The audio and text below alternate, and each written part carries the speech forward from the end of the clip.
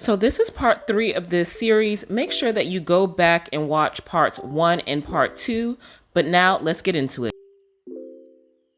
So generally speaking, with the Tier 2 visa with the skilled worker job, your employer has to pay you a base salary. The base salary is dependent upon what your occupation is.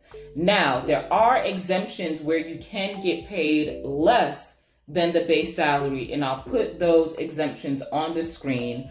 But if you go to the skilled worker list, all of the jobs that's listed on the government website, it'll show you what the minimum salary requirement is. And if you fall within the parameters of the exemption, then this does not apply to you. Because I applied for this visa so long ago, I don't remember what the base salary requirements was for my specific occupation, but I will provide details that you can see about what that looks like. And my understanding is if you do not fall within the parameters of the exemption and your employer does not pay you the base salary, your application will be rejected. So it's really important that whatever profession you're in, that your salary is at least at that base salary.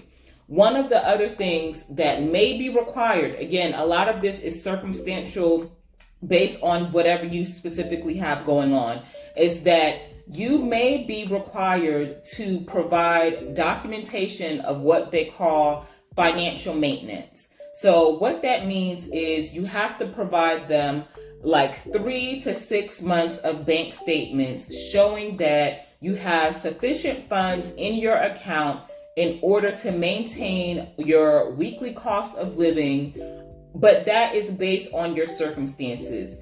That is not something that I had to do because in my specific role, my employer paid me an adequate salary where the home office could see that once she's in her post, that I could pay for my rent, my food, transportation, and all of those things.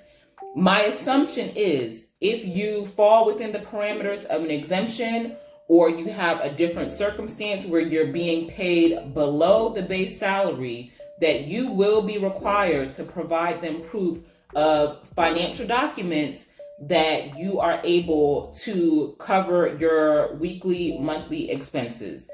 Again, from what I know, it's for between 3 to 6 months. So it can't be a situation where you're planning to apply for your visa tomorrow and somebody just slides 5 G's into your account. It has to consistently show over time that you have this certain amount of money in your account and that you're able to pay for your daily, weekly expenditures.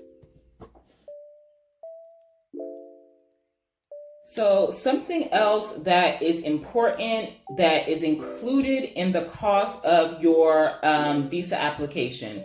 So whether you are applying for the up to 5-year mark or the 3-year mark or less, is that included in your application is the NHS healthcare surcharge. So the NHS is the universal healthcare system here in the UK where you can access healthcare for free.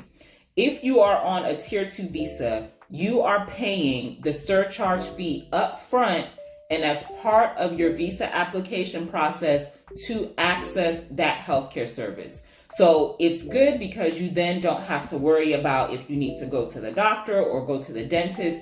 It's automatically included in the fee schedule as part of the application. And lastly, it should go without saying that obviously you need a valid passport in order to apply for the UK skilled worker visa. So one of the things that happens once you get all of those documents together that I've already talked about, so the criminal record certificate, your COS, the details about your salary, if you have to provide bank statements as proof of financial maintenance, whatever is applicable to your specific situation, once you get all of those documents together, you're going to apply electronically on the UK Visa's website. And you are going to have to pay whatever the fees are that's applicable to you. Again, it costs less if you apply for a visa that's for 3 years or less. So if you apply for 3 years, it's a certain amount. If it's 2 years, it's even less. If it's 1 year, it will cost the very least.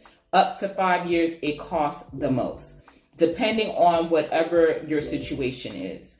Again, that includes the NHS surcharge fee is included with that as well. Now, in terms of the payment on the skilled worker visa, you are responsible for all fees, application fee, healthcare surcharge, all of that stuff you are responsible for. And how it works is if your application is successful and once you get in post, your job then reimburses you all of that money on your first paycheck. But you will be responsible to pay for that out of pocket, those thousands and thousands of pounds out of pocket up front, and then you are reimbursed on the back end. So once you get the green light that everything is A-okay, your application has been approved, what I had to do, again, there's 2 tracks. You can apply from inside the UK or outside the UK. I applied on the outside the UK track. So what I had to do is once my application was approved, I got an email notification saying that my stuff went through. I had to go to my local visa site. So it literally is just like a business office. And you have to take what is called biometrics. So they take a picture that's similar to a passport picture. They scan your fingerprints. And they do that in order to produce what's called a BRP, Biometric Resident Permit. And essentially what that permit is, it's a card. It's like an ID card that shows the picture that you take, and it shows how long your visa is valid for. And before you can actually get the card, they put inside your passport a temporary version of the BRP. It's literally like a sticker that's inside your passport, and you have 10 working days to pick the card up once you move to the UK.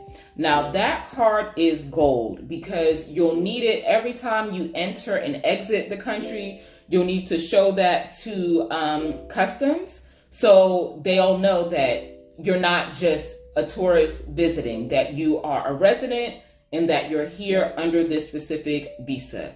If you lose that BRP, you need to apply for another one ASAP.